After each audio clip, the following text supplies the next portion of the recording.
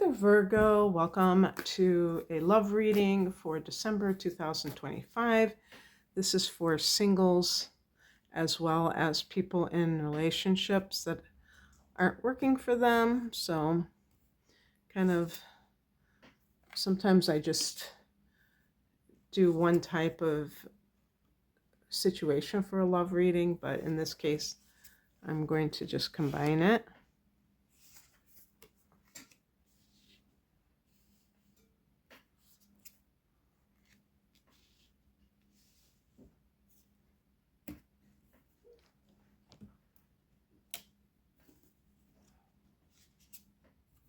Okay.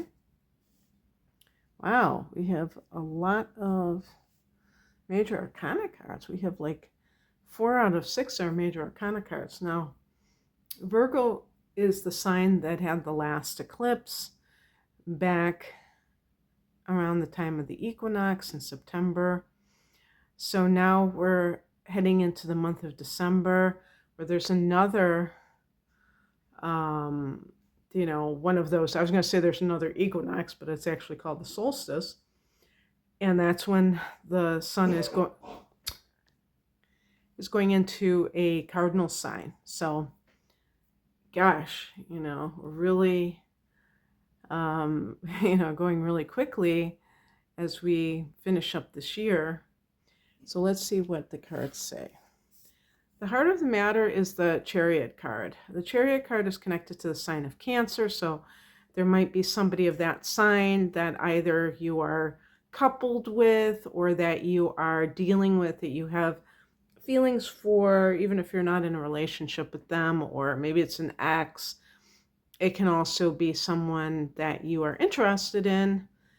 And the meaning of the Chariot card, you see that in this particular deck, they're using cats, and they have a black and a white cat. And they represent duality. And the woman is in the midst of, she's in between them. Because this is a card of success, victory, but it's because the person's able to transcend the duality of the situation. And I even saw something, someone had like a definition where it is success coming out of evil circumstances or something to that effect, which is that's a little bit dramatic, because I don't know about evil or anything that negative, but definitely something challenging. And, the reason that they talk about dualism is probably because it's easy to side with one thing. When you're trying to accomplish something, you have to transcend these influences sometimes, and they call it opposing forces that are trying to derail you, suck you in, or whatnot. So something may have been going on that is connected to that, and you have emerged victorious. And if, this may have nothing to do with your love life, but it may affect your love life for some reason. So an example would be if you were in a marriage or the equivalent type of relationship with someone who is very abusive or just problematic, and you were able to get out of that situation even though it was very difficult. There may have, you may have had family and friends saying, oh no, why are you doing this? Think about your children, or think about, it's not that bad, or something like that. And you were able to kind of listen to your own voice and be able to get out, extricate yourself from that situation successfully. Then that could be your current state.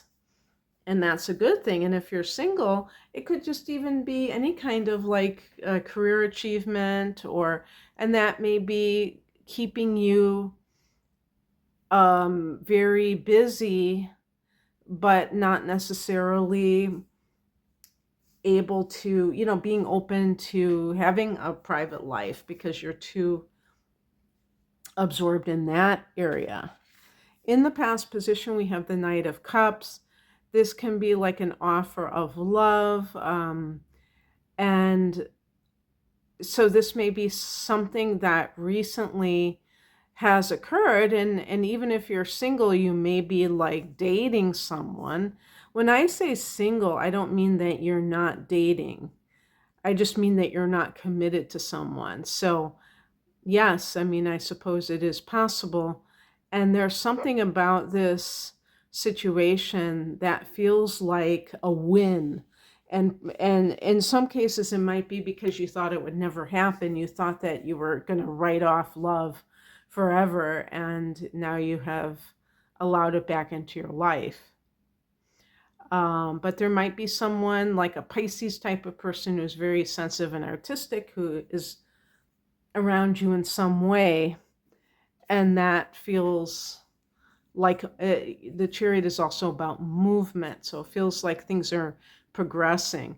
The higher message is the Emperor, and this is about having order in your life, having a sense of being more in control of your life. If there was a person or other type of situation that made you feel like you were life was running the show instead of you running the show, and you were able to switch that around. So it really indicates somebody who may have stepped into their power and feels a lot more victorious about something. I think, like, since this is a love reading, it could be that you have broken through any trust issues and you're able to, you know, go, progress and find somebody that really you really resonate with. What crosses you is the Four of Cups. This is a card of dissatisfaction. So I think, like, with this type of card, this would be more um, appropriate for any of you who have, these cards up here represent situations that may be occurring, but you haven't necessarily fully taken the steps to realize them, because this is a card of dissatisfaction. So let's say that you are currently coupled. That dissatisfaction can prevent you sometimes from taking the steps you need to make yourself available to another person. If you are married, coupled with someone, I mean, even if you could go outside of that relationship, on an energetic level, it still is something where you are tied up with somebody else. Four of Cups is about dissatisfaction, and so it really speaks to this issue of, like, what do you do when you don't feel like a relationship is fulfilling anymore? Do you just stay there indefinitely and hope that things are going to magically get better, or do you take charge of the situation? What's coming in is the Star card. This is faith in unseen forces. This is the person who is able to trust that they can have a relationship, even if you have been single for 5 years and you are in your 40s or beyond, and you feel like, you're middle-aged and it's not going to happen for you. You believe that when the time is right, it is going to happen, but you also make yourself available for that to even occur. You're not just assuming that somebody's going to knock on your door. If you're in a committed partnership, it's about being able to step out on faith, I feel. Like, if you know by the Four of Cups that you are not happy in that situation, that you're not going to just endure a bad relationship just because. The outcome is a Judgment card. For some people, this can actually be a literal judgment in terms of a legal judgment.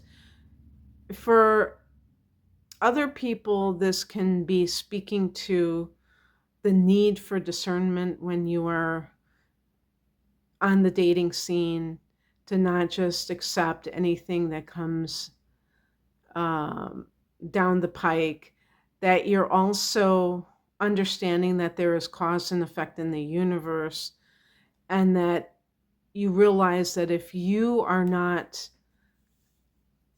you know,